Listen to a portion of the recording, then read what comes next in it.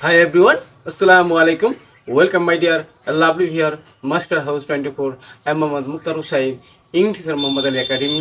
সবাইকে স্বাগতম, শুভেচ্ছা এবং অনেক অনেক ভালোবাসা জানিয়ে তোমাদের জন্য একটি ইম্পর্টেন্ট টপিকস নিয়ে আলোচনা করব। তোমরা যারা 10-এ রয়েছো অথবা 2025 সালে এসএসসি ফাইনাল এক্সাম দিবা, তোমাদের এমন একটি ইম্পর্টেন্ট টপিকস, এই টপিকসটি সবারই জানা দরকার রয়েছে। সেটি হচ্ছে tag question, how to add in a sentence. একটা সেন্টেন্সের মধ্যে কিভাবে অ্যাড করতে হয় সেই বিষয়টি আজকে চমৎকারভাবে তোমরা জানতে পারবে। আর ট্যাগ কোশ্চেন করতে গেলে তোমাদের 4টে বিষয়ে অবশ্যই 4টা ট্রিক্স মনে রাখতে হবে। সেই 4টে ট্রিক্স কি? প্রথমে হচ্ছে বন্ধুরা, সাবজেক্ট সম্পর্কে ধারণা থাকতে হবে। 2 নম্বর হচ্ছে ভার সম্পর্কে ধারণা থাকতে হবে, অক্সিলারি ভার, মূল ভার। 3 নম্বর আজকে নেগেটিভ শব্দ আছে কিনা সে বিষয়টি জানতে পারবা। আরও জানতে পারবে বন্ধুরা, সেন্টেন্স হচ্ছে 5 প্রকার এবং গঠনভেদে 3 প্রকার। সে বিষয়ে ক্লিয়ার ধারণা থাকলে অবশ্যই যে কোনো ট্যাগ কোশ্চেন তোমরা ইজিলি সেটি অ্যাড করতে পারবা। ওকে, পরীক্ষায় তোমরা 5 in 5 100% কনফার্ম পাবা। আর তোমরা যারা আমার চ্যানেলে নতুন রয়েছে অবশ্যই চ্যানেলটি সাবস্ক্রাইব করে রাখবে। নিত্য নতুন ভিডিওর নোটিফিকেশন মোবাইল, ল্যাপটপ, কম্পিউটারে পেতে চাইলে। আর যারা সাবস্ক্রাইব করছো, থ্যাংক ইউ সো মাচ। ধন্যবাদ।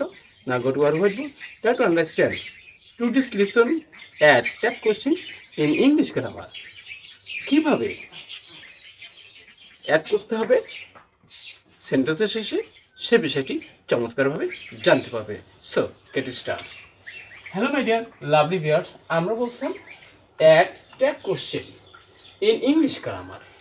ইংরেজি গ্রামারে কীভাবে ট্যাগ কোশ্চেন অ্যাড করতে হয়, কীভাবে শিখবে ট্যাগ কোশ্চেন ইজিলি, কীভাবে সহজে তোমরা জানতে পারবা।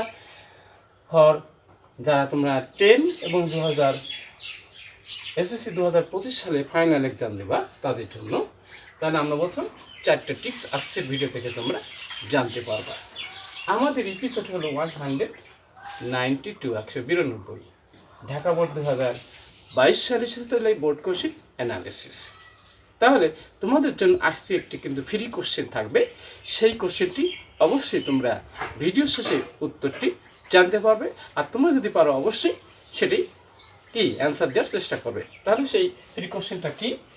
If you work hard for the exam, পরীক্ষার জন্য তুমি কঠোর পরিশ্রম করো, you will surely get golden plus. তাহলে অবশ্যই তুমি সেটি কি গোল্ডেন প্লাস পাবা।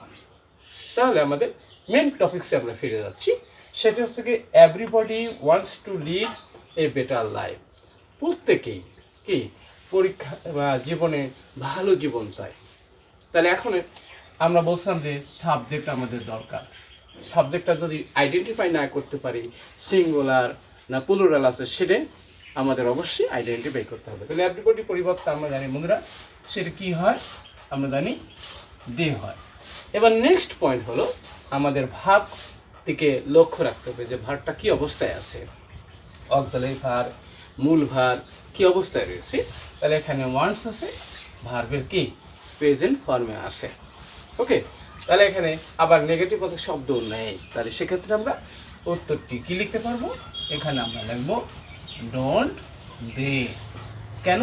তার মানে এখানে এভরিবডি থাকলে তার পরিবর্তে দে হয়, তাহলে এবার অক্সিলারি ভার হিসেবে আমরা ডু নেব। আর নেগেটিভ অত শব্দ না থাকার কারণে এবার ডোন্ট হবে। অবশ্যই জানতে পারছো, বুঝতে পারছো। নেক্সট দেখো বন্ধুরা, a better life seldom comes without hard work. তাহলে বলছে যে একটা ভালো জীবন খুব কমই আসে কঠোর পরিশ্রম ছাড়া। পৃথিবীর সব মানুষই কিন্তু কঠোর পরিশ্রম করেছে ভালো কিছু করতে হলে। তাহলে এখানে দেখো সাবজেক্ট রয়েছে এ বেটার লাইফ। তাহলে এখানে ব্যক্তিবাচক না বস্তুবাচক। আর একটা বিষয় আছে, এখানে নেগেটিভ শব্দ রয়েছে সেলডম। আর একটা বিষয় আছে, এখানে আছে কি মূল ভার আছে। তাহলে এবার সাবজেক্ট আমাদের প্রথম লিখতে হবে এ বেটার লাইফ। তাহলে আমরা এর পরিবর্তে আমরা কি লিখতে পারি? ইট লিখতে পারি। এবারে নেগেটিভ কথা শব্দ থাকার কারণে এবং অক্সিলারি ভার্ব নাই, তাহলে এখানে আমরা কি অ্যান্সার লিখবো? তাহলে সেখানে আমরা অ্যাড করব কি does. Okay, does it. I hope you understand clearly. Next, দেখো বন্ধুরা, but most of us can hardly do this job. কিন্তু আমাদের মধ্যে অনেকেই আছে এই কাজটি কদাচিৎ করে। তাহলে এখানে দেখো বন্ধুরা, মোস্ট অফ আস আছে, তাহলে এখানে সাবজেক্ট হিসেবে আমরা কী ব্যবহার করবো? উই ব্যবহার করবো। তাহলে আমরা এখানে উই দিয়ে দিলাম। এখন আসতেছে আমাদের কি ভাগ, তাহলে এখানে ক্যান আছে, এখানে মূল ভাগ আছে, তাহলে অক্সিলারি ভাগটা আসেই। তাহলে আমরা সেখানে আমরা কী নেব? ক্যান নেব। এবং নেগেটিভ বাক্য শব্দ রয়েছে কিন্তু হার্ডলি, তাহলে আমরা নেগেটিভ বাক্য শব্দ ইউজ করতে পারবো না। তাহলে অবশ্যই বুঝতে পারছি যে কিভাবে আমরা অ্যাড করতে পারি ট্যাগ কোশ্চেন বাক্যের শেষে।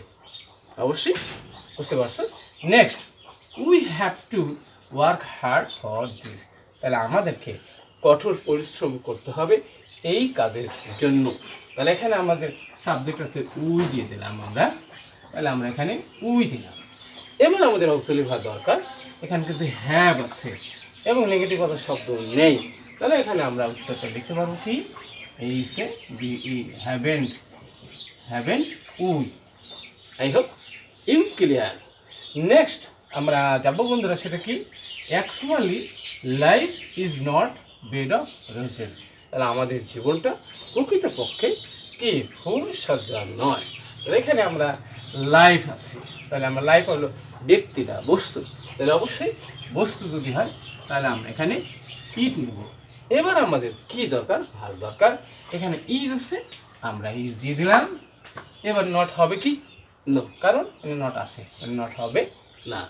অবশ্যই আমরা বুঝতে পারলাম যে কীভাবে ট্যাগ কোশ্চেন অ্যাড করতে পারি।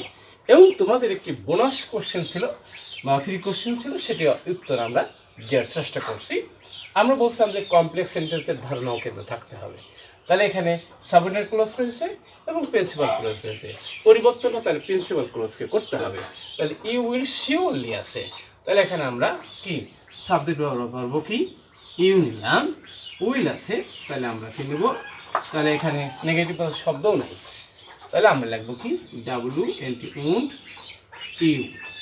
তাহলে অবশ্যই আমরা আজকের ভিডিও থেকে 4টি ট্রিক সম্পর্কে জানতে পারলাম, কীভাবে ট্যাগ কোশ্চেন অ্যাড করতে হয়। ভিডিওটি ভালো লাগলে অবশ্যই লাইক শেয়ার করবে। আর কি বিষয় দেখতে চাও অবশ্যই দ্রুত কমেন্টস করে জানিয়ে দেবো। সবার সুন্দর এবং সাকসেসফুল জীবন কামনা করে এখানেই বিদায় নিচ্ছি। আল্লাহ হাফেজ।